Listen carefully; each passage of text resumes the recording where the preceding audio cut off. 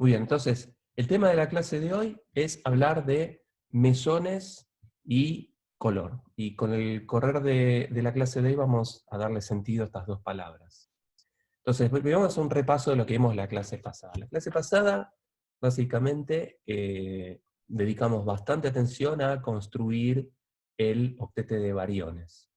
Entonces, recuerden que el decuplete de bariones, en el modelo de quarks, surgía de combinar tres objetos de SU3, 3x3x3, que eso daba un decuplete, dos octetes y un singlete, y en particular nos dimos cuenta que los decupletes eran sencillos de construir porque si recordamos que dentro de SU2, dentro de SU3 hay tres grupos SU2 interrelacionados, entonces el cuadruplete simétrico necesariamente, o muy sencillamente uno lo asociaba al decuplete, y nos quedaban los dos dobletes, mixto simétrico y mixto antisimétrico, de 2x2x2, que habíamos construido hace un par de clases y que discutimos la semana pasada. Y estos dos decupletes entonces van a parar a los octetes. Eso es lo que vimos la clase pasada. En particular vimos que el protón y el neutrón eran buenos candidatos, el protón y el neutrón tenían como buenos candidatos a estos dobletes porque eran dobletes de isospin total 1 medio y con ambas proyecciones, o sea, se ajustaba muy bien a los números cuánticos de isospin que uno quería para protón y neutrón. El tema con estos dobletes, y que se porta inmediatamente a los octetes, es que tengo dos dobletes, no tengo uno solo como en el cuadruplete. Entonces, y además la simetría no es ni simétrica ni antisimétrica, y eso puede llegar a ser un problema. A ver, tengo un comentario. Sí, perfecto. Estoy grabando, supuestamente sí. Muy bien, entonces, otra cosa que vimos en la clase pasada es que uno puede generalizar los operadores de subida y bajada de SU2, que ustedes vieron en distintos cursos, que son operadores que cambian, por ejemplo, el operador de subida de spin, lo que hace es subir en una unidad la proyección de spin, y el operador de bajada viceversa, y se construye como combinación lineal de las matrices de Pauli. Lo que vimos en la clase pasada es que uno puede generalizar estos operadores de subida y bajada de SU2 a SU3 de la misma manera que habían visto en SU2, pero ahora con estas matrices de Gell-Mann en vez de con las matrices de Pauli. Y la salvedad que hice notar en particular es que estos operadores subida y bajada son proyectores. Proyectores en el sentido de que no son operadores que agarran un estado, un autoestado, y me dan inmediatamente otro autoestado. Son operadores que agarran un autoestado y me llevan a un estado que podría ser autoestado o podría ser combinación lineal de autoestados si es que en el punto en el que me llevan coexistan distintos estados. Entonces estos se llaman proyectores porque nos llevan en la dirección correcta, pero no necesariamente nos dan el autoestado. Vimos dos ejemplos. Uno en el que agarramos el protón, aplicamos el operador de isospin up, el operador de subida de isospin, perdón, de bajada de isospin, y nos llevó del protón al neutrón, directamente, de un autoestado a otro autoestado. Esa cuenta la vimos de manera explícita la clase pasada. Pero también vimos que en el octete, si uno agarra el protón y aplica el operador B-, o le aplica el operador U- al neutrón, lleva a un estado con los mismos números cuánticos, pero en realidad esos dos estados son distintos. Entonces, en ese sentido, queda claro que son proyectores, y discutimos qué es lo que hay que hacer para interpretar eso, ¿no? Vimos que encontramos la sigma 0, que es el compañero del triplete de las sigmas, y un estado ortogonal, que era el lambda 0. Muy bien, otra cosa que discutimos tiene que ver con la simetría de la función de onda. Lo que hicimos fue construir explícitamente los octetes mixto simétrico y mixto antisimétrico, y lo que vimos es que esos octetes tampoco tienen una simetría definida, son mixto simétrico o mixto antisimétrico, donde la simetría mixta se refiere a que las funciones de onda son simétricas o antisimétricas respecto a la permutación de dos de sus elementos, pero no respecto a la permutación de todos ellos, ¿sí? Entonces, es simétrico o antisimétrico respecto de la permutación de algo, pero no respecto de todo. Y una cosa muy importante que vimos la clase pasada es que combinando funciones de onda de sabor con una simetría mixta, y la parte de spin, que para el caso del octete también tenía simetría mixta, uno podía generar una función total de sabor y spin que sea o completamente simétrica o completamente antisimétrica. En la clase pasada vimos cómo es esa construcción. Entonces, de los dos octetes de simetría mixta, juntándolo con la parte de spin, uno puede generar dos octetes de simetría definida. Un octete simétrico y un octete antisimétrico. Eso es un paso adelante. No obstante, tengo dos octetes para describir estados de partículas que son únicas. Existe un único protón, ¿no? Entonces la pregunta es, ¿cuál de los octetes usamos? Y entonces, la clase pasada también hicimos hincapié en que la función de onda de sabor y spin tiene la ventaja de que permite calcular observables. En particular vimos que cómo calcular el observable momento magnético de una partícula. Recordamos que era el momento magnético y construimos la manera de, a partir de la función de onda, para calcular el momento magnético de una partícula. Lo que hicimos en la clase pasada fue calcular el momento magnético del protón y del neutrón con spin-up, con el octete con la función de onda, sabor y spin, completamente simétrica, y después con la completamente antisimétrica. Hicimos esa cuenta, y en un caso nos daba menos 2, y en el otro menos 2/3. Entonces después comparamos con cuál fue el resultado experimental. El resultado experimental es casi menos 2/3, y entonces nos quedó claro que hay una de las dos soluciones, o hay uno de los dos octetes que describe bien los observables físicos que uno mide. Resulta ser, curiosamente, que el octete de bariones que describe bien estos observables no es el antisimétrico, sino el simétrico, de la misma manera que el decuplete. Tanto el octete de bariones como el decuplete de bariones, que describen bien a los estados, tienen simetría de su función de onda de sabor y spin completamente simétrica. Y eso es extraño porque los constituyentes del decuplete y del octete son fermiones, son partículas de spin semientero, con lo cual su función de onda total debería ser antisimétrica. Y a las funciones de onda de este modelo les gusta la simetría. Entonces, nos quedaba algo ahí por explicar, y ese es, ese es el punto crucial de la clase de hoy. Tratar de explicar por qué lo que estuvimos viendo hasta ahora, que describe las cosas relativamente bien, nos da una función de onda simétrica para fermiones. ¿Sí? Cómo conciliar ese dilema. Ese es el motivo de la clase de hoy. Entonces, vamos a hablar de mesones. Entonces, recordemos que habíamos definido bariones como aquellas partículas cuyas masas son del orden o más grandes que las de los nucleones, ¿no? O sea, protón y neutrón. Y eso, hasta la clase pasada estuvimos dedicando cierto interés a los bariones. Entonces, todas las partículas del decuplete, del octete de bariones, son todos bariones, casualmente. Entonces hoy vamos a hablar un poquito de los mesones. Los mesones, recordamos, son partículas que se descubrieron a mediados del siglo pasado, que son menos masivas que los bariones, o sea, pesan menos que los nucleones, pero pesan más que el electrón, digamos, que los leptones, partículas como el electrón.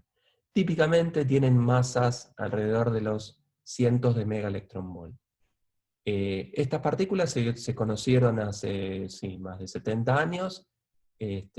Los piones son partículas que son mesones de los cuales nosotros hablamos un poquito, y otros llaman kaones, que tuvieron su historia y demás.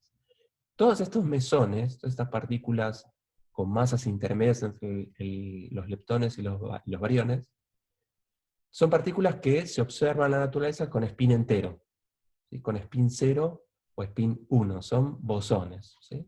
Y estos, si uno les mira la carga, la masa y la extrañeza, también se agrupan en octetes. De la misma manera que uno tenía el decuplete de bariones y el octete de bariones, en el que las partículas que estaban en una línea horizontal tenían masas similares y lo único que iba variando era el isospin, y cuando uno bajaba una línea agregaba una unidad de extrañeza, y que uno veía cierta regularidad con las cargas. Entonces, esos números cuánticos daban lugares muy puntuales.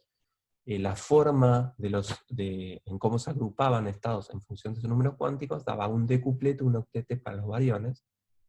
Bueno, para los mesones, las partículas que uno observa que son mesones, cuando les mira su carga, su isospin, la extrañeza y la masa, también se agrupan en esas mismas figuras geométricas que son octetes. Entonces nosotros ya vimos un intento de describir mesones antes, que fue el modelo de Sakata, que vimos hace unas clases. Ese fue el primer intento de describir a los mesones, y la idea de Sakata era mezclar una partícula y una antipartícula de la representación fundamental del grupo SO3, donde Sakata había propuesto como elementos de esa base al protón, al neutrón y al lambda cero. El protón y el neutrón son aquellos que definen el espacio de isospin, y el lambda cero, una partícula extraña, entonces agregaba el grado de libertad de extrañeza. Entonces con esos tres uno podía generar la regularidad de isospin y extrañeza.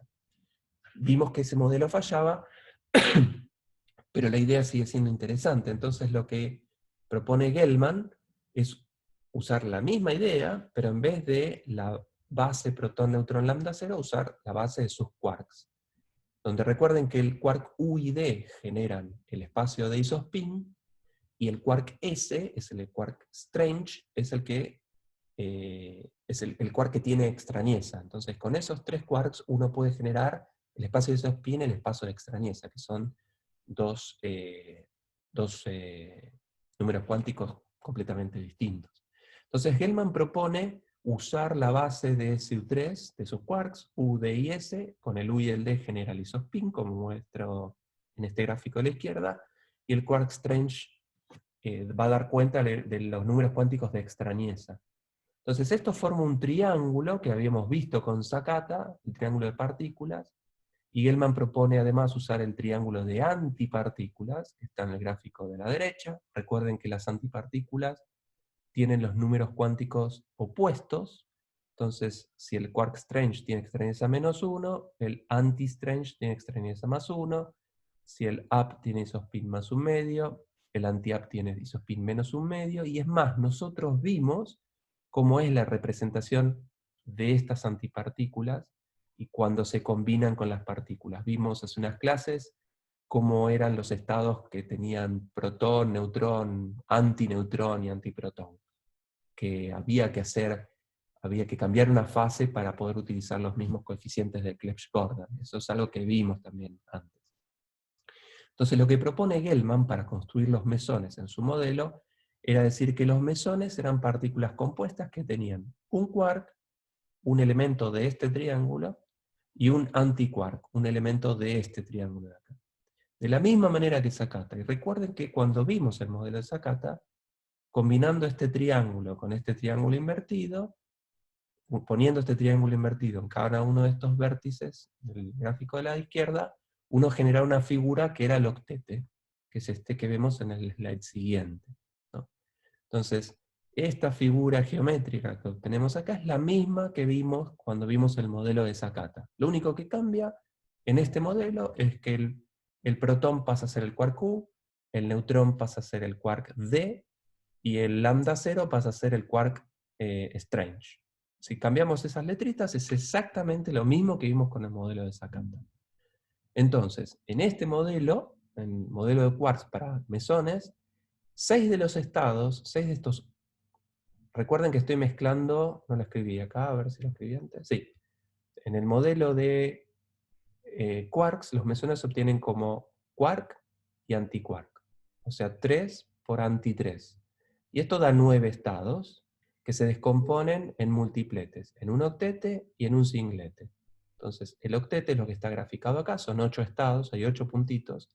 6 de esos puntitos, que son los vértices de este octete, son un hexágono. A ver, 1, 2, 3, sí, un hexágono. Salen naturalmente porque es un quark y un antiquark, que son distintos. El U anti-S, U anti-D, S anti-D. Los 6 surgen espontáneamente, no hay lugar a dudas. En particular, el U anti-D, si se fijan, el quark U tiene isospin, proyección de isospin más un medio. El anti-D también tiene proyección de spin más un medio, porque el D tiene menos un medio, el anti-D cambia el número cuántico. Entonces el isospin total de la proyección de isospin de este estado U de barra es el 1,1 de isospin. El que está en la línea del medio a la izquierda es el estado D anti-U, tiene proyección de isospin menos un medio, es el estado 1 menos un medio de isospin, el D anti-U. Y este lo habíamos asociado al pi menos y el 1,1 al pi más, y el pi 0 era el que completaba ese triplete, ¿no? Que ya habíamos escrito en términos de neutrón y protón, pero recuerden que neutrón y protón se transforman en quark D y U, del modelo de Sakata al modelo de Gell-Mann. Es simplemente cambiar una letra nomás. Entonces el pi 0, que es el estado de isospin total 1, que completa este triplete de isospin, es este estado que está escrito acá, es el UU barra menos DD barra. ¿Sí? Entonces, los 6 estados que tengo del octete en el medio ya los tengo, y uno de los que está acá también, porque es el que completa el triplete de piones. ¿Sí? Entonces tendría que generar otros, me faltan 2 estados, tengo los 6 de acá, más uno del medio, me falta uno que complete el octete, y el otro que está afuera, que es el singlete. ¿Está bien? Entonces, el otro elemento del octete que va a aparecer acá, tiene que ser ortogonal al pi 0, ¿sí? Y todos los estados que están acá en el medio son combinación lineal de DD barra, SS barra y UU barra. Entonces, con estos 3 estados, son 3 estados, DD barra, SS barra, UU barra, me tengo que generar 3 estados linealmente independientes, cambio de base simplemente, donde uno de ellos sea el pi 0, que es este estado de acá, el UU barra menos DD barra. Entonces, si voy a poner el octavo elemento del octete, tiene que tener la misma simetría. Recuerden que esto es un multiplete, entonces todos los bichos que están acá tienen la misma simetría. Entonces, como este estado tiene una simetría dada, puedo generarme un estado más que tenga que ver con este singlete, ¿sí? Entonces puedo generarme un estado que sea el UU barra, DD barra, y le sumo el SS barra, que es el estado que tengo acá. Este es un estado que es ortogonal a al pi 0, ¿sí? Entonces ya tengo 8 de los estados del octete, ¿sí? Estos dos, el pi 0 y este rho 0, son los dos que están en el medio del octete, son los que costó un poquitito más construir. Recuerden que los 6 del hexágono salen fáciles. Entonces tengo los 8 elementos del octete. Y el singlete va a ser el que es una combinación lineal de DD barra, SS barra y UU barra, son 3 estados. Yo me construí 2 linealmente independientes, puedo construir un tercero linealmente independiente con estos dos, y ese estado es este que está acá, es UU barra, DD barra, menos 2, SS barra. ¿Sí? Este es un estado singlete que es ortogonal al pi 0 y al rho 0, y acá completé mis 9 estados. Estos 3, estos 2 están en el octete, este va al singlete, más los 6 de acá que están en el octete, son mis 8, estos 2 azules, más los 6 del hexágono, el octete, y este que es el singlete. ¿Está bien? Entonces, lo que vemos es que uno puede, de manera análoga al modelo de Sakata, pero usando el modelo de quarks, generar estados cuyos números cuánticos, con ciertos números cuánticos de isospin, extrañeza, con cierta carga eléctrica, y esa regularidad de masas que se daba en las líneas horizontales, con partículas, bueno, uno tiene estados con esos números cuánticos. Lo que uno observa es que existen justo partículas con esos números cuánticos. Los piones, el rosero, esta que se llama el eta, son partículas que fueron descubiertas, cuyos números cuánticos fueron medidos, y que hay una correspondencia 1 a 1 entre esos estados observados experimentalmente y este octete de mesones que describe el modelo de quarks. ¿Sí? 3 por anti 3 da un octete, esos 8 estados existen en la naturaleza, y el singlete también existe. ¿Está bien? Muy bien, entonces, ¿qué características tiene este octeto de mesones? Todos los estados tienen, como acabo de decir, un conjunto de números cuánticos que definen a esos estados y que se corresponden unívocamente con los estados que uno observa experimentalmente. ¿Sí? Todos los estados del octete, a ver, hay una pregunta. ¿Dónde estaba el 00? El 00 está aquí. Es este. Y este era el 00 de SU2, ¿sí? Pero yo tengo también el estado SS barra acá en el medio. Entonces, esta, fíjate, es una combinación con una cierta simetría. Entonces, si yo le agrego el SS barra, este estado es ortogonal a este, porque el de arriba no tiene el SS barra. Y si haces una composición lineal de estos tres, va a ser que este tercero no se puede escribir como combinación lineal de estos dos. Entonces, este 00 es el singlete que venía de acoplar dos objetos de SU2, 2 por anti-2, ¿sí? Que habíamos visto explícitamente hace unas clases, pero le agregué el SS barra. ¿Sí? Y esto tiene la misma simetría que el de arriba. ¿Bien? O sea, están todos los estados contemplados acá. Otra pregunta, a ver. ¿Cómo se va que el singlete? ¿Cómo se ve? ¿Cómo se ve la simetría de estas funciones de onda? No se ve con claridad, no es evidente, porque recuerden que estos son estados que tienen partícula y antipartícula, y hay una fase que hay que cambiar para ver la simetría. Entonces, para ver la simetría, lo que tienen que hacer es aplicar el operador, una permutación, y ver explícitamente si el estado al que llegan es simétrico o antisimétrico. Eso es una cuestión técnica que estaría buena por ahí que lo discutan en la práctica. ¿Sí? Pues Ok, gracias. Muy bien. Entonces, características del octeto de mesones. Una cosa importante es que el número bariónico de todas las partículas del octeto anterior es 0, porque son mezcla de quark y antiquark, y los quarks tenían número bariónico 1/3, y los antiquarks menos 1/3, o sea que el número bariónico total de los estados anteriores es 0. Entonces no son bariones, por eso son mesones. Funciona bien. O sea, la asignación número bariónico 1/3 a los quarks le pega justo, de modo tal que los bariones que vienen de combinar 3 quarks le dan número bariónico 1, y a los mesones, que son quark y antiquark, le dan número bariónico 0, y ya vimos que ese número bariónico funcionaba muy bien para explicar la regularidad entre la carga, la relación entre la carga eléctrica, el isospin, la extrañeza, y si estamos hablando de bariones o mesones. Entonces ajustan muy bien los numeritos. El triplete isospin total 1, que venía con carga -1, 0 y +1, uno lo identifica perfectamente con los piones. Son todas partículas de spin 0, eso es una observación experimental. Entonces uno puede construir una función de onda, y el resultado es que da una función de onda completamente antisimétrica. Simétrica de sabor y antisimétrica de spin, porque son bosones de spin 0. La asignación de números cuánticos de isospin, extrañeza, la carga eléctrica y las masas es del octete que acabamos de crear en el modelo de quarks. Se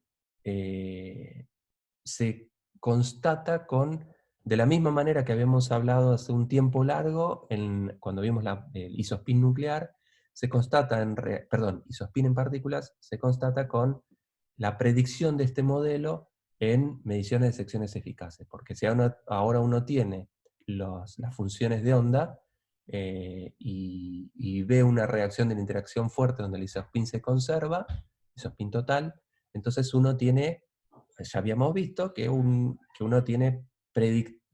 puede predecir la relación de secciones eficaces. Lo habíamos visto en el caso del deuterio cuando vimos isospin en partículas. Muy bien. ¿Puedes correr las cosas, papá? Acá tengo a mi hijo que... Estoy dando clase, hijo. Perdón. Bueno, entonces, una pregunta que uno puede hacerse es, por qué los quarks eligen combinarse de a 3 para conformar los bariones, o... Toby, estoy en clase, hijo. Lo siento. Me voy acá. Y sí. Bueno, se acabó la clase para mí. Bueno, ¿por qué? ¿No tenés batería? Sí. ¿Qué puedo hacer, hijo? Desconecto. Sí. Bueno, de todos modos iba a durar. Bueno, entonces,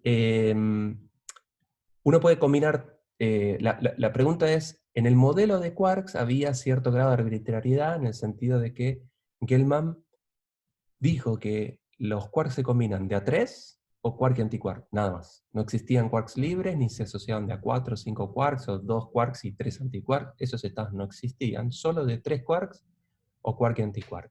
Y eso es un capricho, es una cosa bastante axiomática, estaría bueno tratar de entender por qué. Entonces, uno ve que en la naturaleza elige esa combinación, de 3 quarks o quark y antiquark, porque tengo esos multipletes. ¿Qué? Te estoy dando clase, hijo. Ok, pero siempre querés hacer lo mismo. Bueno, tengo un hijo canchero, que después va a cobrar. Bueno, sí, vos. Entonces, hay cierto grado de interés en entender por qué los quarks se combinan de esta manera particular y no de otras. Y eso tiene sus consecuencias, porque, por ejemplo, el hecho de que la función de onda de bariones sea simétrica, completamente simétrica, como vimos hace un par de clases, impide que exista, por ejemplo, una delta más, que era una partícula del decuplete, que las partículas de cuplete tenían todas spin 3 medios. Entonces, el hecho de que los quarks se combinen como se combinen, impide que exista una partícula como la delta más con spin 1 medio, ¿sí? Porque la simetría cambiaría, ¿sí? De la misma manera, eso impide que el protón tenga spin 3 medios, pues si tiene spin 3 medios, la función de onda cambia de simetría y eso no es lo que uno observa en la naturaleza. Entonces, la elección de la naturaleza de combinar los quarks de esta manera hace que ciertos estados existan y otros estados no existan. ¿Está bien? Y eso, afortunadamente, es lo que uno, afortunadamente para el modelo, es lo que uno observa, ¿no? Que no existe una partícula con el protón con spin 3 medios. ¿Está bien? Si es cierto, a ver, un minutito.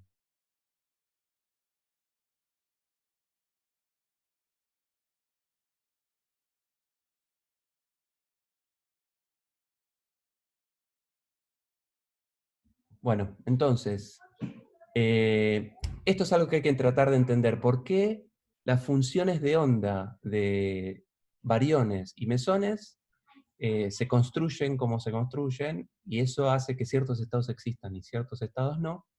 Hay como un cierto capricho en la naturaleza en elegir estas combinaciones, y eso es algo que hay que entender. Y por el otro, el hecho de que las funciones de onda de los bariones nos están quedando simétricas cuando estamos hablando de fermiones, ¿no? Entonces eso es algo que también hay que, no acá entender, sino entender y arreglar. ¿Está bien?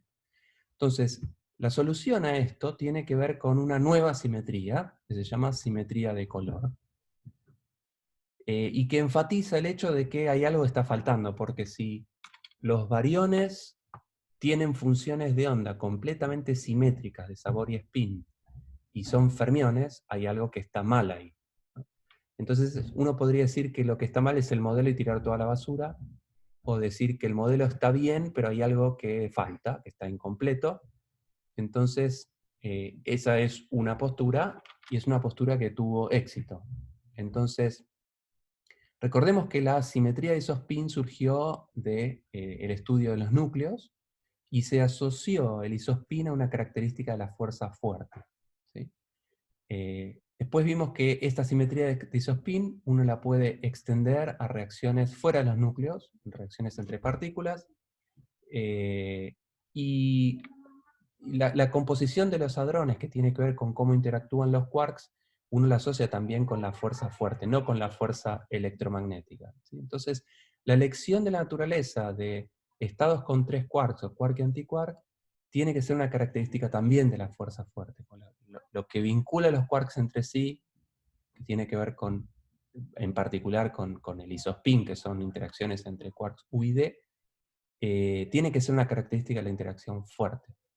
Entonces, una manera de conciliar los problemas de la función de onda que vimos hace un ratito es asignando un nuevo, como de costumbre, cuando uno no sabe qué hacer, el manotazo ahogado es decir, agrego algo más que no conocía.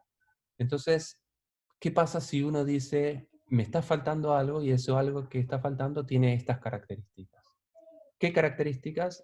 Vamos a definir que existe un nuevo número cuántico, un nuevo estado, que voy a llamar, un nuevo número cuántico que voy a llamar color, en el que los quarks pueden estar. O sea, los quarks tienen un grado de libertad adicional, que voy a llamar color, donde cada quark puede estar en cualquiera de 3 estados de color, ¿no? Entonces, la base, la representación fundamental de esta nueva simetría va a ser SU3, que voy a llamar simetría SU3 de color, ¿no? Donde los quarks pueden estar en un estado rojo, verde o azul, red, green o blue.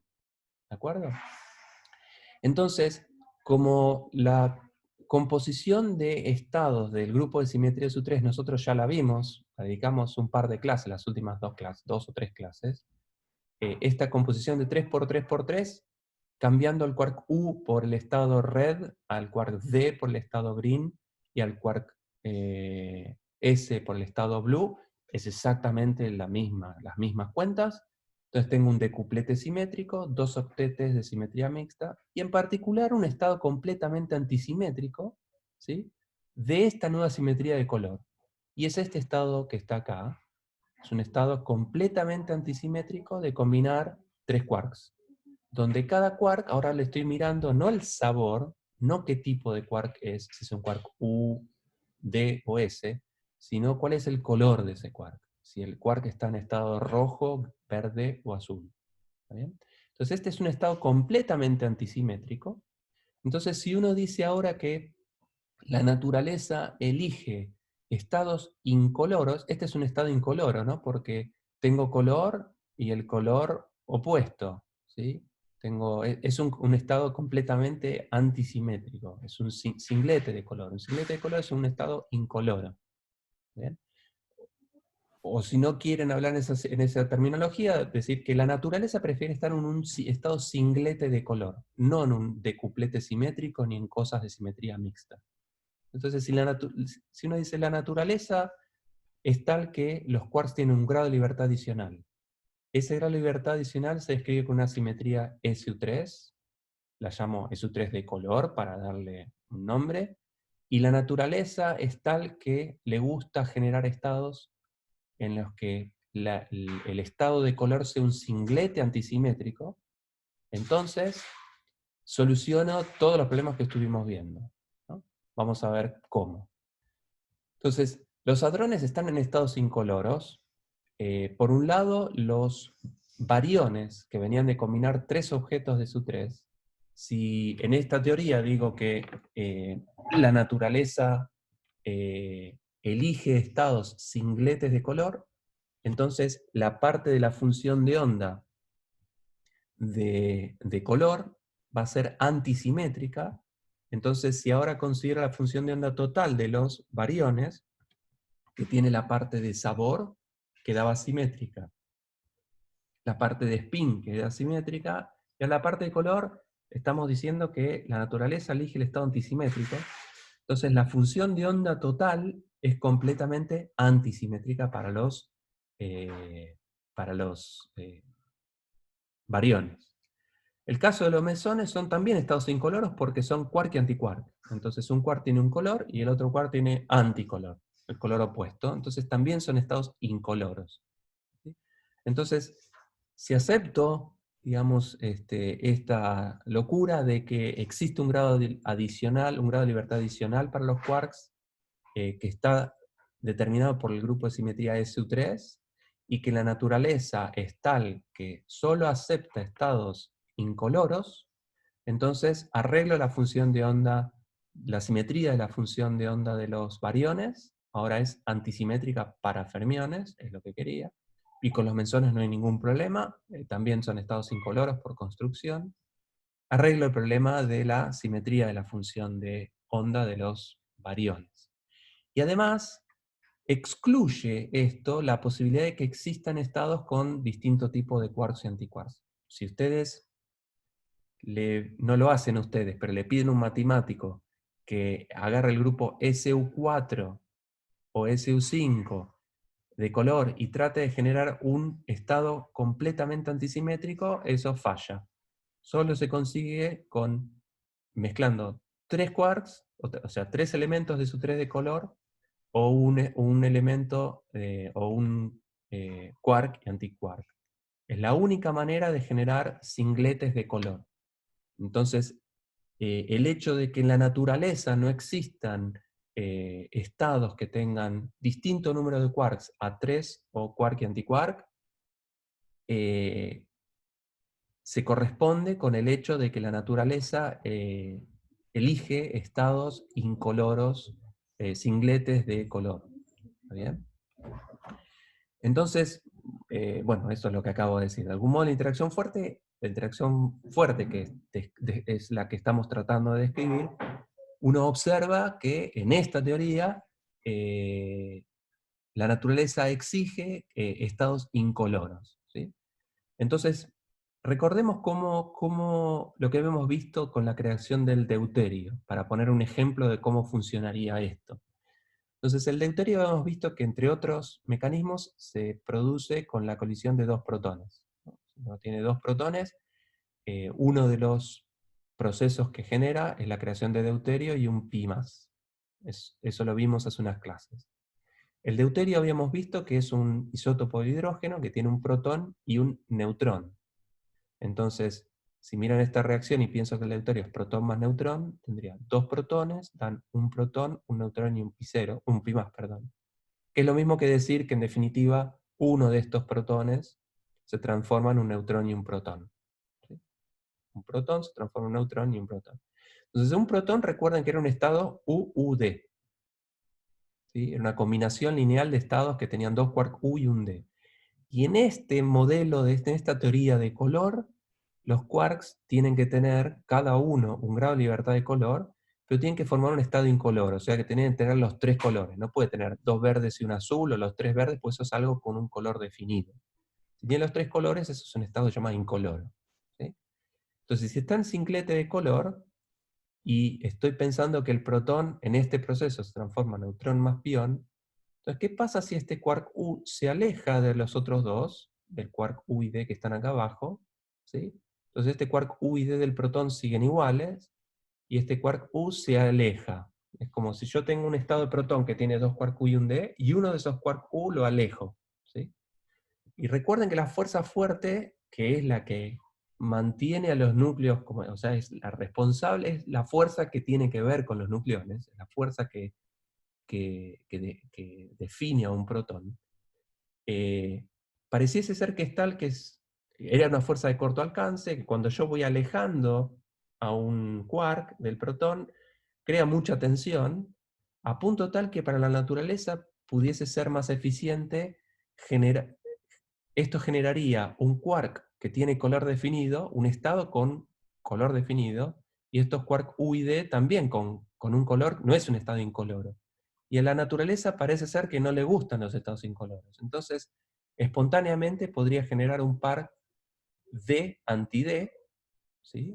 un quark D rojo y un quark anti-D antirrojo, de modo tal que este D barra con el U, que es el estado pión, el pi más es el estado U de barra, lo vimos hace unos slides en el octete de mesones, es un estado incoloro, es un mesón que tiene un quark y un antiquark con color y anticolor. O sea, este es un estado incoloro. Y este otro D, de color rojo, con el U azul y con el D verde, forma un estado incoloro de nuevo, rojo, verde, azul. Pero ahora tengo dos quarks D y un U y ese es el neutrón. Entonces, uno puede entender este proceso de producción del deuterio con esta teoría de color, ¿sí? En el que pareciese ser que a la naturaleza no le gustan los estados incoloros, entonces espontáneamente genera del vacío partículas que tengan el sabor y el color necesario de modo tal de poder generar mesones o bariones incoloros. ¿Sí? A ver, hay una pregunta. ¿Un antiquark necesariamente tiene un anticolor? Sí, porque un antiquark es la antipartícula del quark, y si el quark tiene color, el antiquark tiene anticolor. ¿Sí? O sea, Una pregunta. sí. Yo quería también en eso de los colores preguntar, en este sentido podemos ver también en este como proceso que los colores azul y verde juntos serían de alguna manera como un antirrojo también, porque cumplen como una misma función ahí, ¿o no? No, porque le falta el color rojo para ser un estado incoloro. Está bien, podés pensarlo como que es un estado antirrojo, si querés, sí. Y eso a la naturaleza pareciese ser que no le gusta. ¿Está bien? Sí, es una manera de verlo. A mí lo que me parece más claro es aceptar que todas las cosas funcionan si me trago el sapo de pensar que a la naturaleza le gustan solamente los estados incoloros, que tengan los tres colores o color y anticolor. Entonces, acá dibujé esto sugestivamente, ¿no? Si uno trata de arrancar un quark de un estado ligado, ¿sí? A la naturaleza eso no le gusta, no le gusta la tensión de tener una partícula con color definido. Entonces, a la naturaleza dice, tengo dos cosas que se van, que empiezan a agarrar color y a diferenciarse en color, entonces agrego del vacío algo que cancele el color. No me gustan los estados con color. Entonces genero un estado incoloro, genero las partículas necesarias del vacío para aniquilar el color de estos estados. ¿Sí? Claro, perfecto. Muy bien, entonces, lo que acabo de contar, yo entiendo la confusión que por ahí pueden llegar a tener, porque para entender esta teoría, que por lo que yo conté en el slide anterior, si a mí me lo explicasen, miraría con cierto escepticismo y parece algo de la alquimia, ¿no? Es decir, bueno, introduzco un grado de libertad más y la naturaleza parece ser que es caprichosa y le gustan ciertos estados. Es como medio difícil de digerir, uno quiere un poco de evidencia, ¿no? Entonces, por más delirante que parezca lo que les acabo de contar, hace 50 años, con la contribución de mucha gente a lo largo de los años, se construyó una teoría que conocemos como cromodinámica cuántica. Cromodinámica es dinámica del color, la sigla en inglés es QCD, Quantum Chromodynamics, y esta es una teoría que vamos a construir explícitamente en la segunda parte del curso, y que a partir de un lagrangiano, o sea, de una función de primeros principios, vamos a ver las características, deducir las características de esa teoría, y vamos a ver que lo que acabamos de describir en el slide anterior, uno lo puede demostrar en esta teoría. ¿Sí? O sea, vamos a volver a la segunda mitad del curso con una visión mucho más formal, a tratar de describir esto desde primeros principios, no de una cuestión observacional como os estoy contando ahora.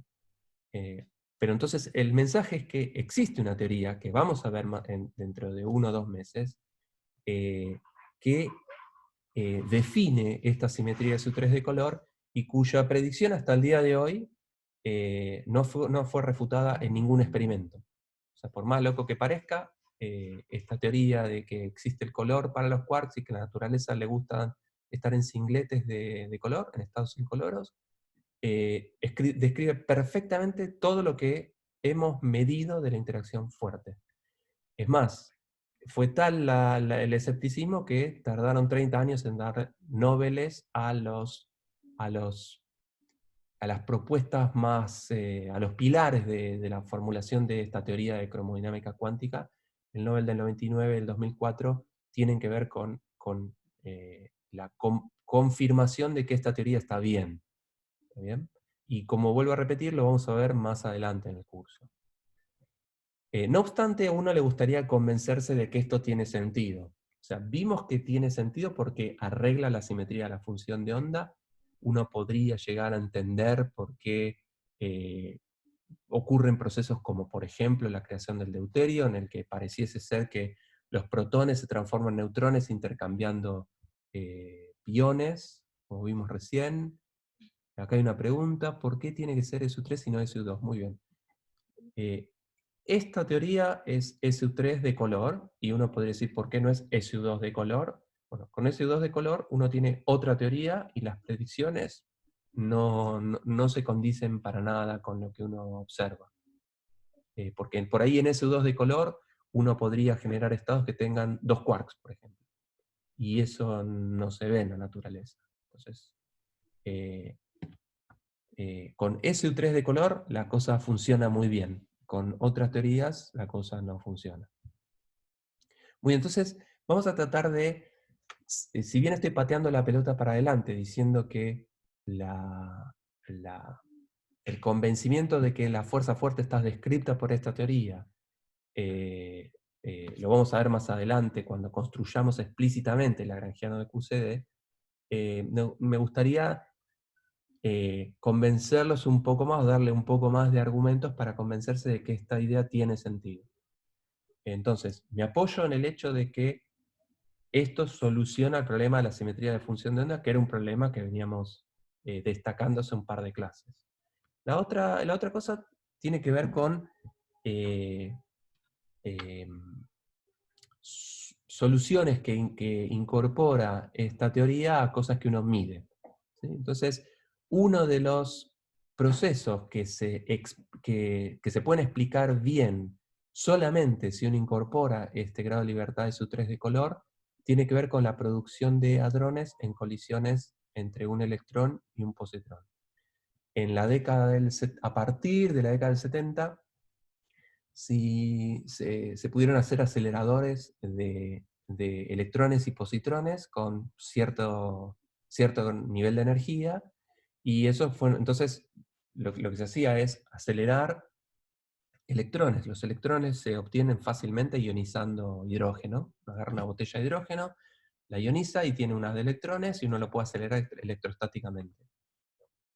Los positrones se pueden generar por varios mecanismos que no vienen al caso porque necesitaría explicarle otras cosas, pero uno también puede generar unas de positrones. Los puede acelerar y hacerlos colisionar, ¿no?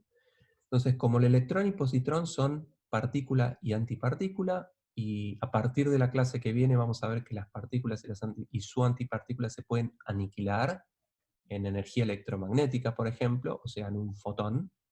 Entonces estos experimentos aceleraban electrones y positrones, electrones y positrones se aniquilan y se transforman en un fotón. Eso lo vamos a ver a partir de la clase que viene, vamos a dar varias clases con eso. Entonces, ese fotón eventualmente podría decaer otra vez en las mismas partículas, en una partícula de electrón y un positrón. O podrían decaer en otro par de partículas, como por ejemplo los muones. El muón es una partícula idéntica al electrón, tiene las mismas características, con la única diferencia que es 200 veces más masiva que el electrón. ¿Sí? El muón es como un electrón gordo. La única diferencia entre el muón y el electrón es la masa. ¿Sí? Y de la misma manera que el electrón tiene al positrón como su antipartícula, el muón tiene al antimuón como su antipartícula. Entonces el antimuón es una partícula igual al positrón, pero más pesada. Pero hay una pregunta. La pregunta es, ¿no deberían aniquilarse y formar dos fotones? La respuesta es no, forman un fotón, y lo vamos a ver más adelante. Esa es una buena pregunta.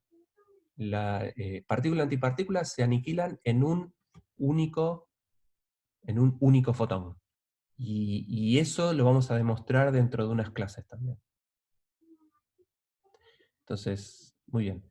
Entonces, en los experimentos se aceleraban electrones, positrones, colisionaban, y uno pone detectores y ve lo que, generan un fotón. Ese fotón eventualmente decae en un par partícula-antipartícula. Ese fotón podría decaer en un electrón y un positrón. ¿Sí? Lo que pasa es que si uno colisiona un electrón y un positrón, y en el detector ve que después sale un electrón y un positrón, no está convencido de si hubo realmente una aniquilación, porque eventualmente esos electrón y positrón podrían hacer scattering, y lo que observo no es una aniquilación, sino un proceso de scattering. Entonces, en estos experimentos, uno, para ver que hay aniquilación, le gustaría ver otra partícula.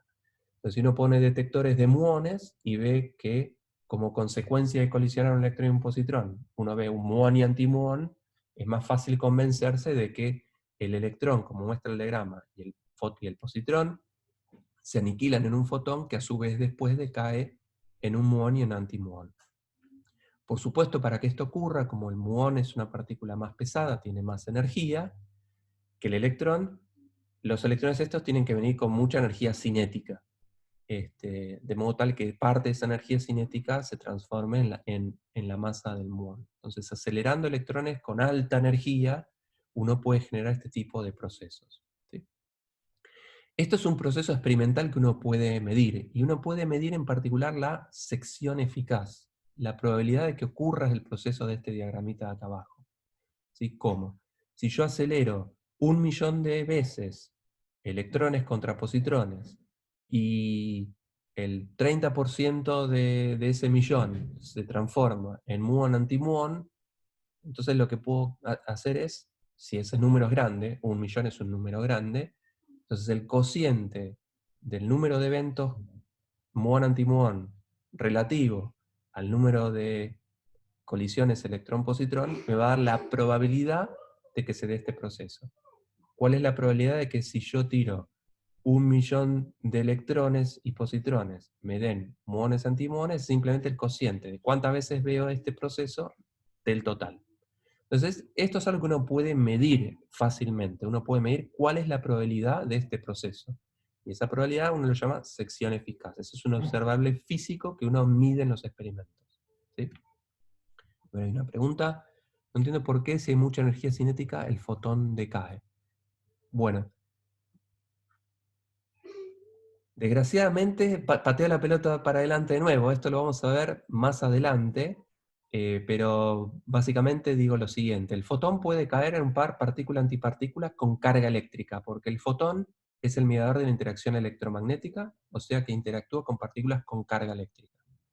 El muón y el antimuón tienen carga eléctrica, de modo tal que el fotón interactúa con ellos. ¿Sí? Puede decaer en un muón y un antimuón, y si el fotón tiene suficiente energía para generar dos muones, o sea, si tiene la energía suficiente para generar la masa de dos muones, entonces eventualmente podría decaer en un par muón-antimuón. De todos modos, vuelvo a insistir, esto lo vamos a ver en detalle más adelante, el por qué un fotón puede caer, por qué dos partículas se aniquilan en un fotón, y por qué un fotón puede decaer como lo hace. ¿Sí? Por ahora, créanme que existe este proceso. Entonces, vuelvo a insistir, uno puede medir experimentalmente la probabilidad de este proceso, ¿sí? Haciendo el cociente de los eventos favorables de un cierto tipo relativo al número total de eventos. Ese cociente, si los números son grandes, es la probabilidad de que ocurra este proceso. Por otro lado, no desde el punto de vista experimental, desde el punto de vista teórico, uno puede calcular esta probabilidad. La sección eficaz de que si uno tiene un electrón y un positrón con una cierta energía, genere un par muón-antimuón. Esta sección eficaz uno la puede calcular en un ejercicio de la guía 1 de una materia de partículas. Es un cálculo sencillo de hacer. Y el resultado es este, que está acá. Es la sección eficaz de producción de colisión de dos electrones con una cierta energía en el centro de masa. Esta letra E representa la energía en el centro de masa del electrón y del positrón. La sección eficaz es proporcional a la inversa del cuadrado de la energía, y es proporcional a alfa cuadrado, donde alfa es la constante de estructura fina, ¿sí? Ese 1 sobre 1/137. ¿Mm? Entonces esta sección eficaz uno la puede calcular analíticamente, y también uno la puede medir, y el resultado, por suerte, está bien. O sea, medida la constante de estructura fina, y si mi experimento, mi acelerador, me genera electrones con una cierta energía, la probabilidad es este cociente. Uno va y mide y da bien. ¿Sí? Ahora, este fotón, que dije yo puede decaer un par partícula-antipartícula, si tienen carga eléctrica, podría decaer un par muón-antimuón, pero también podría decaer un par quark-antiquark, porque recuerden, los quarks también tienen carga eléctrica. O sea, este fotón podría decaer, además de en un muón y un antimuón, podría decaer en un quark U y un anti-U. o podría decaer en un quark D anti-D o en un S anti-S. ¿Sí? Entonces, la cuestión sería, bueno, si yo puedo medir la sección eficaz, porque cuento cuántas veces, si yo colisiono 1.000.000 de electrones y positrones, una fracción de esos eventos me da un par muón-antimuón, otra fracción de los eventos me da un quark U anti-U, otro un D anti-D y un S anti-S. Los puedo medir entonces en un experimento. ¿Sí? Resulta ser que también uno puede calcular esas secciones eficaces. El tema y la diferencia, perdón, la diferencia en el cálculo de la sección eficaz de electrón-positrón a muón-antimuón, la diferencia entre ese proceso y el proceso de aniquilación electrón-positrón a un par quark-antiquark, la única diferencia es que hay que multiplicar por la carga de los quarks. ¿Sí? Ese es un cálculo que no vamos a hacer porque requiere tener otro tipo de conocimientos, pero les digo el resultado. Uno puede calcular explícitamente esta sección eficaz y es lo mismo que iba para muones, pi alfa cuadrado sobre 2e cuadrado. Lo único que hay que hacer es multiplicar por la carga de los quarks. ¿Sí? Ahora, en un experimento uno no observa un quark solo. No existe este proceso en el que en el fotón decae en un quark U y un U barra. Che, por favor, no. Porque los quarks U, ¿por qué no podría yo observar si esto fuese un U anti-U, por qué no podría observar en un experimento este quark U? ¿Por qué no podría detectarlo? Es una pregunta que les hago.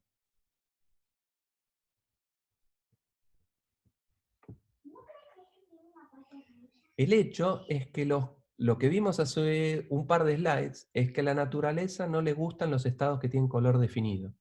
Entonces, el quark U solo, como el quark tiene un grado de libertad de su 3 de color, podría ser un quark U rojo, o U verde, o U azul, y eso sería un estado con color bien definido, y a la naturaleza eso no le gusta.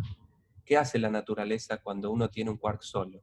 Como por ejemplo este U que se quiere ir solo. Del vacío empieza a generar quarks con determinado color, de modo tal de generar hadrones, estados ligados de varios quarks, de 3 quarks o quark y antiquark, que esos sí son las cosas que uno observa. Uno observa neutrones, piones, uno observa hadrones. Entonces, si esto fuese un quark U y un anti-U, el vacío empezará a generar quarks con color, de modo tal de generar estados ligados. Entonces, en un detector, uno lo que observa son hadrones. Uno observa piones, neutrones, protones, esas cosas sí las puede detectar. Entonces, nunca voy a saber, como en el detector yo voy a ver un pión o un neutrón, nunca voy a saber si en realidad ese pión vino de un quark U, o de un quark D, o un quark S. Entonces, esa sección eficaz, yo acá la escribí como la sección eficaz de aniquilación electrón-positrón a hadrones, no a quark U anti-U, o D anti-D, o S anti-S. ¿Sí? Entonces, esta sección eficaz es la sección eficaz de producir cualquier hadrón. Y eso va a incluir al hecho de que yo genere un quark U anti-U, o un par D anti-D, o un par S anti-S, todos juntos. ¿Sí? Entonces, eso. Por el otro lado, uno puede definir, voy a definir lo que se llama R, que se Una llama pregunta. el cociente. ¿Es una pregunta? Sí, yo quería preguntar, ya que en principio decaería en quark antiquark, pero la naturaleza no le deja, ¿puede decaer en un mesón el fotón? Sí, no directamente, no, porque los fotones decaen a partículas fundamentales. Todo esto lo vamos a ver más adelante. Los fotones decaen solo a partículas fundamentales. Y los mesones no son fundamentales, porque los mesones son un estado ligado quark-antiquark. Solo puede caer el fotón en partículas cargadas que sean fundamentales, o en pares de quarks, o en pares de electrones, o en pares de muones. Los mesones son partículas compuestas, no son partículas fundamentales. Y el fotón decae a partículas fundamentales nada más. Claro, pero cuando decae en un quark y un antiquark, ¿no puede formarse un mesón con eso? Sí, por supuesto. uno de los quarks y el otro antiquark eventualmente se asocian con quarks que genera el vacío pueden generar mesones. Eventualmente el pión es un mesón, y vos eventualmente, uno de esos quarks puede agarrar un quark U, puede agarrar un anti-D del vacío y formar un pi más, por ejemplo. ¿Sí? Por supuesto. Ok, Pero hadrones, recordá que no lo mencioné explícitamente, o me olvidé quizás, variones y hadrones mesones son. son mesones y variones. Es la mezcla, o sea, mesones y variones los llamo hadrones, en general. ¿Sí? Entonces, los quarks decaen, se asocian con quarks del vacío para generar estados estables, incoloros, que son eventualmente o mesones o variones. Y mesones o variones los llamo de manera conjunto hadrones. ¿Está bien? Muy bien, entonces voy a definir una variable, o yo no, alguien define una variable que es el cociente de estas secciones eficaces. El cociente de la sección eficaz de pasar de un par electrón-positrón a un hadrón, o electrón-positrón a un muón-antimuón. Que sería simplemente el cociente de esto, de la sección eficaz electrón-positrón-hadrones, con el cociente con la sección eficaz electrón-positrón a muón-antimuón, que era este cálculo de acá. ¿Sí? Entonces, el cociente de esas dos cosas directamente me aniquila el alfa cuadrado y el e cuadrado, y es simplemente el cociente entre la carga de los quarks y la carga del muón, que es 1. ¿Está bien? Entonces, esta variable, desde el punto de vista teórico, lo que estoy diciendo parece una pelotudez, porque es directamente pi alfa cuadrado por 2e cuadrado por la carga de los quarks, dividido pi alfa cuadrado sobre 2e cuadrado. Se cancela. No, parece que no es una gran magia. Desde el punto experimental, esto es muy importante porque alfa cuadrado y e cuadrado son cosas que uno mide experimentalmente, sobre todo e cuadrado. La energía del haz uno la mide, y la mide con cierta incerteza. Pero la incerteza es la misma en el numerador que el denominador, y uno reduce experimentalmente la incerteza en este observable. Vuelvo a insistir. La energía y la constante de estructura son cosas que uno experimentalmente tiene que medir, y generalmente vienen asociadas con incertezas grandes. Entonces, esta sección eficaz tiene, por propagación de las incertezas de estos dos bichos, una incerteza grande. Ahora, en el cociente, la incerteza es la misma en el numerador que en el denominador. Es exactamente la misma, y se cancelan parcialmente esas incertezas. Entonces, esta variable R tiene asociadas incertezas experimentales menores que las de sigma. Y eso, desde el punto de vista experimental, es algo bastante frecuente en esta área, pero en otras áreas de la física también. A veces cuando uno hace una medición experimental, a veces el cociente de ese observable es más preciso que el numerador o el denominador por separado, porque en el cociente uno minimiza incertezas sistemáticas que están correlacionadas. Incertezas en la energía, que pueden llegar a ser grandes, se cancelan en el cociente. Entonces este observable uno lo puede medir con más precisión que la sección eficaz por separado. Vuelvo a cerrar un paréntesis, eso es una disquisición, era una sutileza experimental, la que les acabo de comentar. Desde el punto de vista teórico, simplemente es que se cancela pi alfa cuadrado sobre 12 cuadrado, no lo tengo. Numerador y denominador tienen lo mismo. Entonces, en este R, lo único que aparece es la suma al cuadrado de los quarks, acá falta un cuadrado, la suma al cuadrado de los quarks. ¿Sí?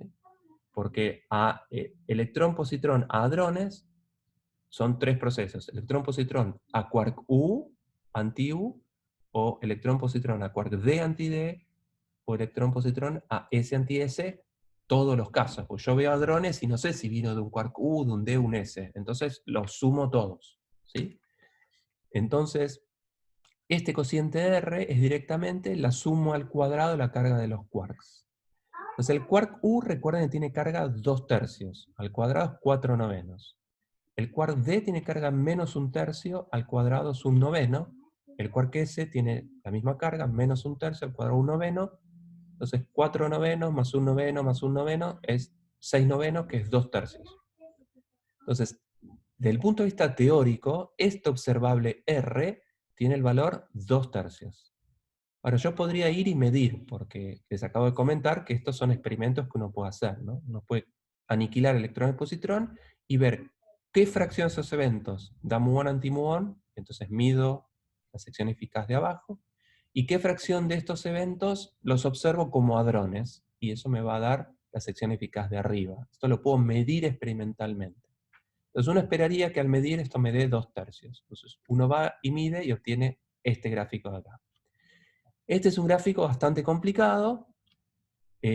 No me voy a concentrar en aquellas cosas que estén por debajo de 1,5. Ahora les voy a explicar qué significa esto, pero me concentro en la parte de 1,5 en adelante. ¿Sí?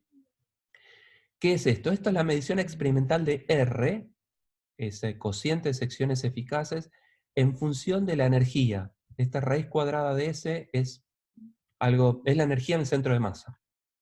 ¿Sí? Es esta E que estaba en este denominador. ¿Sí? Entonces, en función de la energía, uno mide el cociente R. Hay unos picos acá y hay unas ciertas letras, y esto tiene que ver con picos que tienen que ver con la producción de lo que se llaman resonancias. Vamos a verlo más adelante, no viene al caso explicarlo ahora. Lo importante es que cuando no esté en un rango donde se generan estas resonancias, este cociente da un valor estable, ¿sí? En función de la energía. ¿Sí? El valor R, que es el cociente de secciones eficaces, da un valor estable. Hay dos curvas acá. Hay una que está verde punteada, ¿sí? Y dice Naive Quark Model, que es lo que nosotros estamos viendo ahora, es lo que acabo de escribir. Y la línea roja dice 3-loop Perturbative QCD, es el state of the art de la teoría de la fuerza fuerte al día de hoy.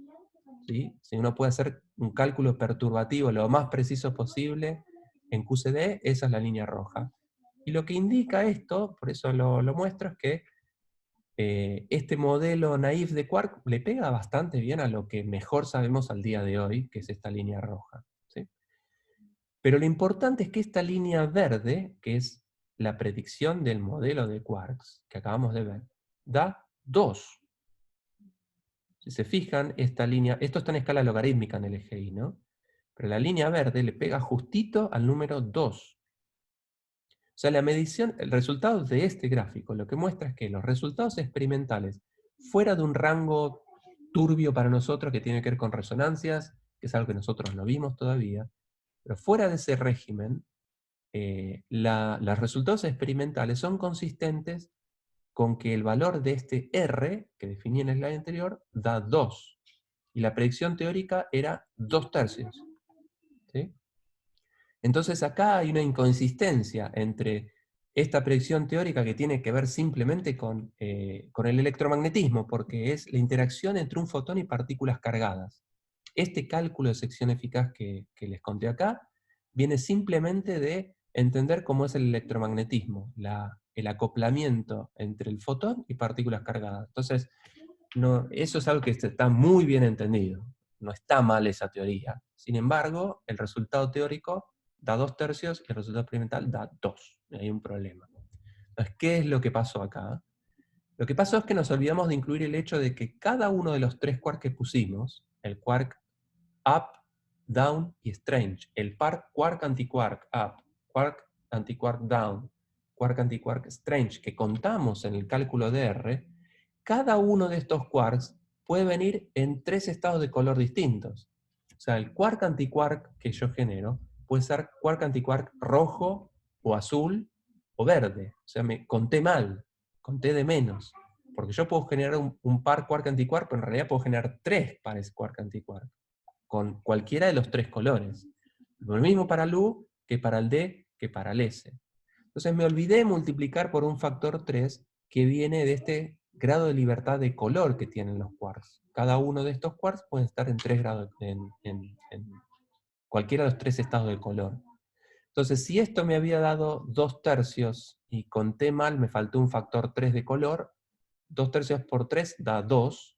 Entonces, si considero el color, este observable R que uno mide da exactamente lo que predice en el modelo de quarks, da exactamente lo que uno mide en la teoría.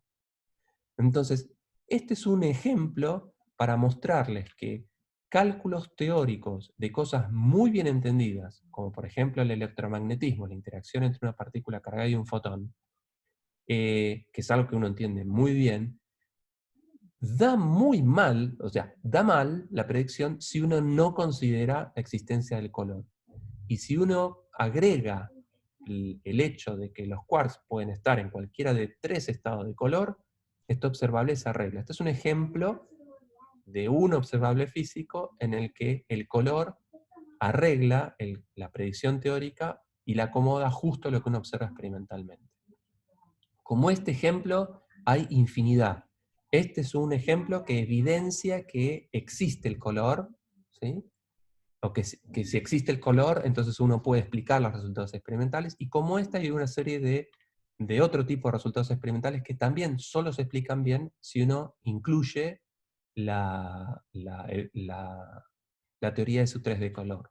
¿Está bien? Entonces esto se lo muestro con la finalidad de argumentar en favor de que si uno no considera estas simetrías de Suttres de color, no puede explicar bien las cosas. No puede explicar este tipo de observables como R, no puede explicar por qué la simetría de la función de onda de los bariones está mal, no puede explicar por qué el deuterio se forma como se forma y demás, ¿sí? Entonces, antes de la construcción de la teoría que hoy conocemos como QCD, que vamos a ver más adelante, uno tiene ciertas evidencias que muestran que esta idea del grupo SU3 de color le pega bastante bien a la descripción de la interacción fuerte. Pero ya que estamos con esto de R, les cuento una vuelta de tuerca más. En el año 1974 se descubrió una nueva partícula que se llamó J-psi, que si ven en este gráfico, que es el mismo gráfico, esto es R en el eje Y, en función de la energía, la raíz cuadrada de S. Fíjense que en el gráfico anterior, en este, la energía iba entre 1 y 3 gigaelectronvolts, y en este gráfico de acá va entre 1 y 3 y se expande un poco más hasta 5. ¿Sí? O sea, con el correr de los años, el electrón y el positrón se podían acelerar a energías más altas, entonces podía medir el mismo observable a distintas energías. Estos son distintos experimentos que midieron el mismo proceso, pero a distintos regímenes, ¿sí? Entonces, fíjense que acá hay un ajuste, ¿no?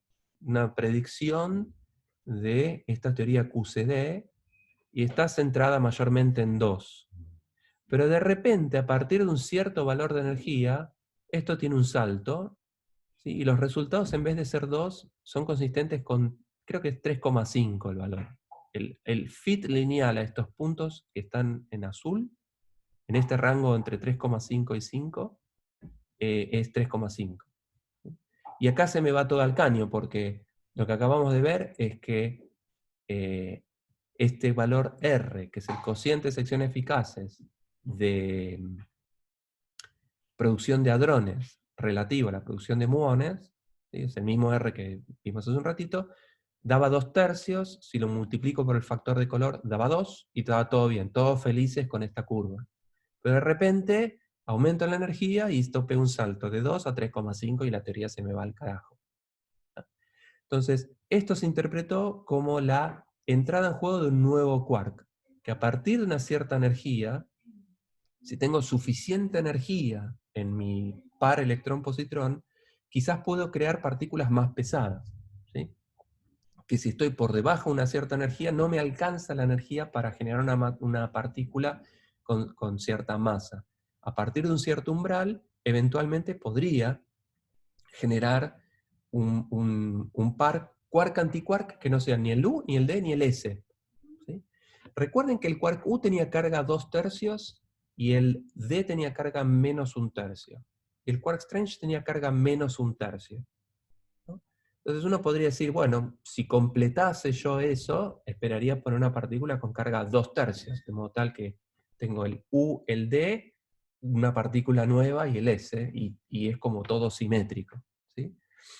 Resulta ser que efectivamente se midió experimentalmente la existencia de un nuevo quark, se llamó CHARM, que no se había visto antes porque es una partícula muy masiva. La masa del quark charm es 1,6 gigaelectronvolt, que es órdenes de magnitud más grandes que el quark U y el D. Por eso es que no se lo había observado antes.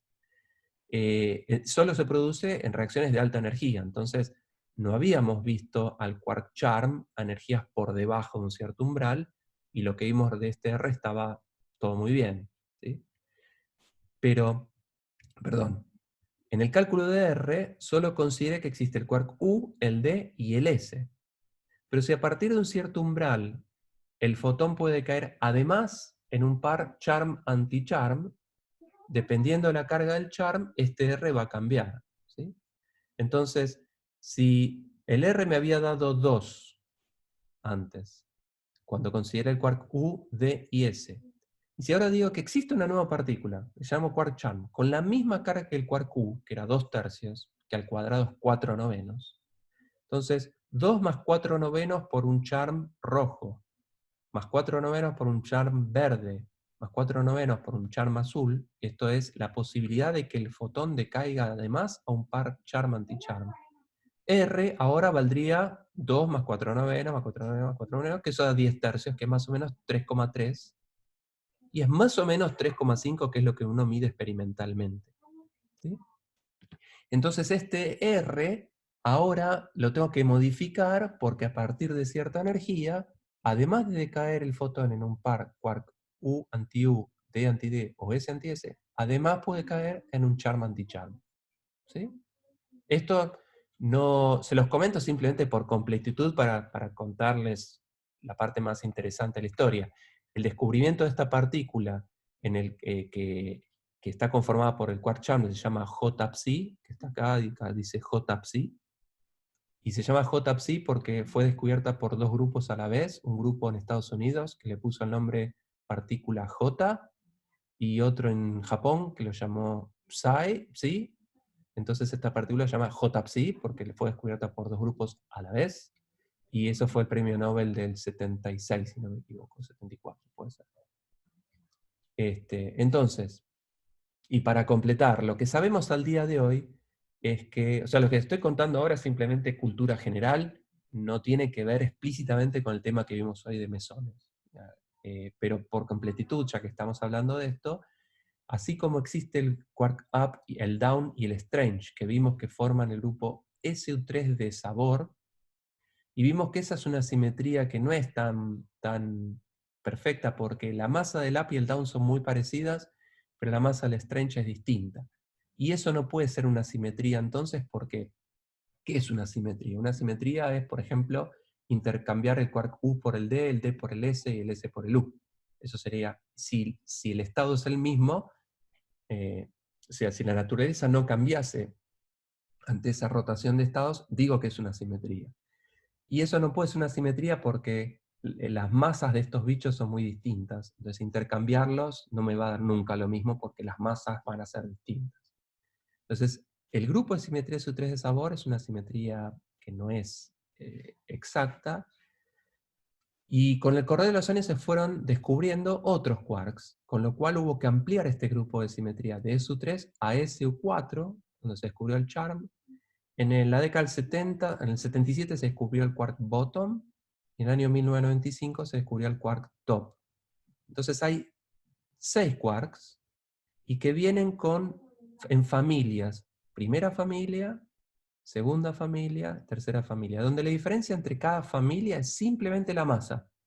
O sea, el quark charm es un quark up más pesado, el quark top es un quark charm más pesado. Lo mismo con el bottom, strange y down. Los 3 de arriba tienen carga más 2/3, los 3 de abajo tienen carga menos 1/3. ¿Sí? La diferencia entre ellos es la masa. ¿Sí? Y esa es una observación que hago nada más. Me adelanto un cachito más, así como está el electrón y el muón, se descubrió una partícula más que es igual al electrón y muón, pero más pesada, se llama tau, con sus correspondientes neutrinos, que serían los miembros de la familia. Así que así como los quarks vienen en 3 familias, donde la diferencia entre cada familia es la masa, los leptones también vienen en 3 familias, y la diferencia entre estas familias es la masa. Y esto es algo interesante y que queda para el final del curso, simplemente se se los comento por una cuestión de cultura general. Entonces, Una, sí. que es una pregunta, pero si la única diferencia es la masa, digo, pero el número cuántico el número cuántico de extrañeza entre el Down y el Strange, ¿no son distintos? Ah, perdón, sí. El Strange tiene extrañeza y el resto no tiene extrañeza. Lo que vamos a ver es que la extrañeza es simple. Entonces, más adelante vamos a ver que extrañeza es simplemente el hecho de tener un quark strange. Entonces, la extrañeza solo la tiene el quark strange. La extrañeza es una cosa medio de alquimia, en lo que estamos viendo nosotros.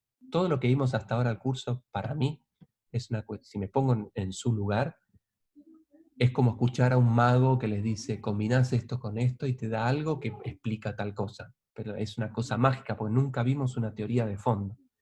Entonces, necesitamos una teoría de primeros principios. Pero lo que nosotros llamamos extrañeza, que es un número cuántico que tiene ciertas características, es simplemente desde el punto de vista de la teoría QCD, es el hecho de que una partícula, de que un estado tenga quark strange o no lo tenga. Entonces la extrañeza es algo que solo tiene que ver con el quark strange. Aquellos hadrones que tienen al strange como parte de sí son hadrones extraños, porque lo tienen al strange. Entonces, no es que son lo mismo, ¿sí? Es verdad, el quark bottom es distinto que el S es distinto que el D, pero desde el punto de vista de carga eléctrica, por ejemplo, de isospin, son todas partículas que tienen los mismos números, las mismas características, ¿sí? Pero el hecho de que tengan masas distintas les confiere propiedades distintas también. Por ejemplo, el quark top es 1.000.000 de veces más pesado que el quark U. Y eso es algo extraño. Son 6 órdenes de magnitud de diferencia de masas. Y esto hace que el quark top no pueda formar ningún hadrón. Porque su vida media, como su masa es tan grande, su vida media es tan chiquitita, que nunca no le alcanza su vida para agarrarse con otro quark y formar un hadrón. Entonces, el hecho de que las masas sean distintas cambia drásticamente las características de estos quarks. No es que el quark top, el C y el up son parecidos, no. El hecho de que tengan masas distintas hace que la física sea completamente distinta cuando estás hablando de cada uno de estos quarks. Pero nos estamos yendo de mambo.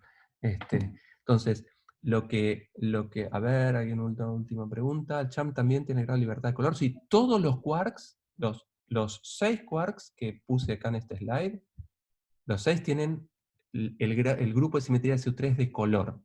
¿Sí? O sea, hay 3 Chan, rojo, verde, azul, 3 Strange, rojo, verde, azul, lo mismo con el bottom, lo mismo con el top. ¿Y por qué en la cuenta no está el factor 3? En la cuenta que vimos en este slide está el factor 3.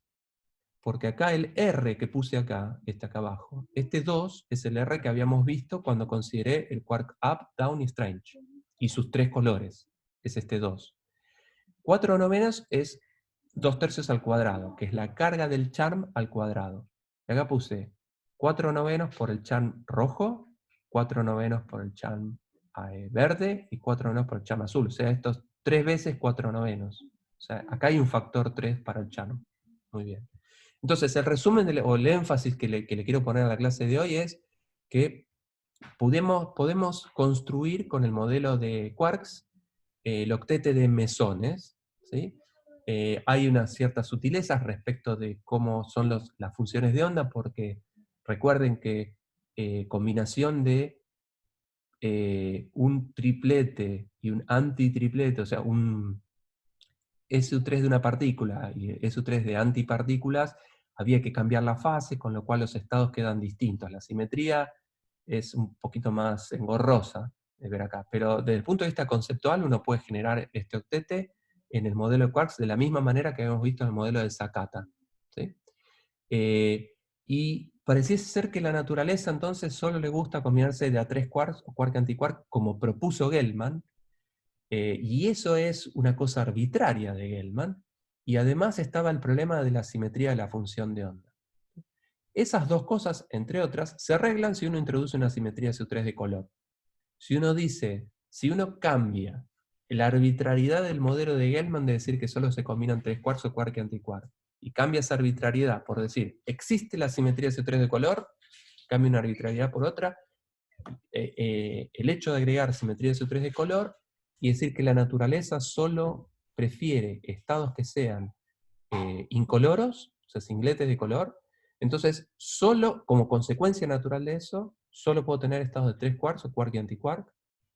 Los mesones son también incoloros, y eso explica ciertos procesos de producción, como vimos del deuterio, arregla la simetría de la función de onda, ¿sí? Que nos estaba dando simétrica para fermiones del decuplete, pero ahora como tengo que agregar la parte de color que es antisimétrica, antisimetriza la función de onda total, y está muy bien porque son fermiones, entonces arregla la simetría de la función de onda,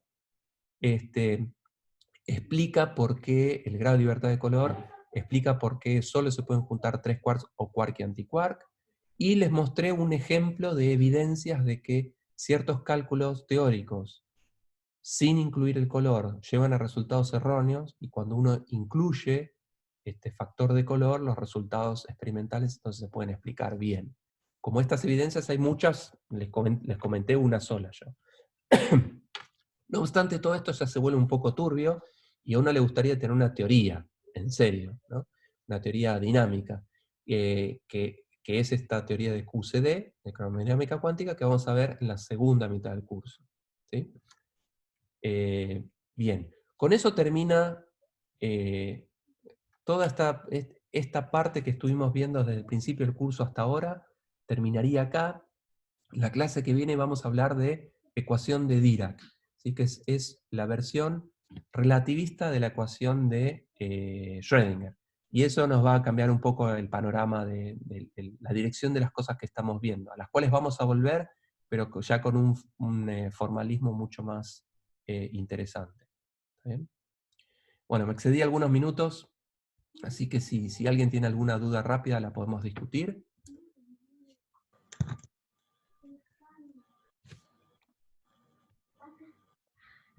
Yo tenía una pregunta de algo sobre la formación de los estados simétricos o antisimétricos que habíamos visto antes de combinando spin y función de onda de sabor.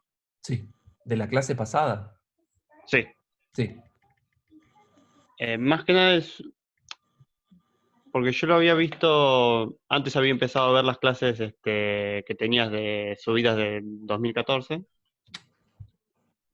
Y si no me equivoco, o quizá leí mal también en el video, para la parte antisimétrica no se armaba la función antisimétrica combinando una mixta simétrica con mixta antisimétrica y restando mixta simétrica con... Sí, tenés razón, esto está mal. Tenés razón. Gracias por decirme, esto está mal escrito. Ah. En el slide 85 que estoy mostrando ahora,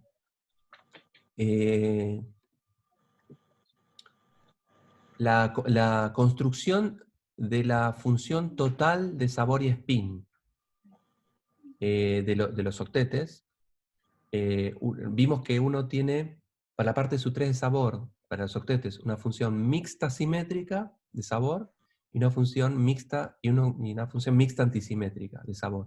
Y lo mismo para la parte de spin. Y uno podía combinar esas funciones de simetría mixta para dar una función de onda total con simetría completamente simétrica o completamente antisimétrica. El renglón de abajo, que es la construcción de la función de onda completamente antisimétrica, está mal escrito. La parte de spin hay que intercambiarla. ¿Sí? La parte de spin que dice la función de onda de spin mixta simétrica, acá debería ser mixta antisimétrica, y esta del final que dice antisimétrica tendría que ser simétrica. Esto está mal. Gracias por avisarme. Entonces, Bueno, muchas gracias. sí, esto está mal. Hay que intercambiar las funciones de onda de spin en el renglón de abajo, la simetría. Sí.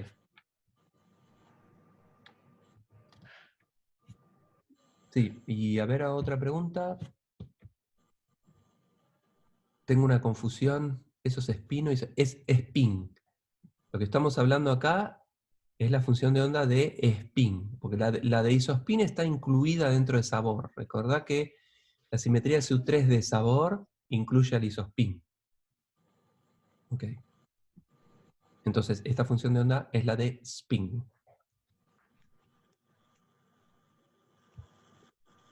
Muy bien, bueno, me pasé. Antes de que me acribillen, voy a parar de grabar.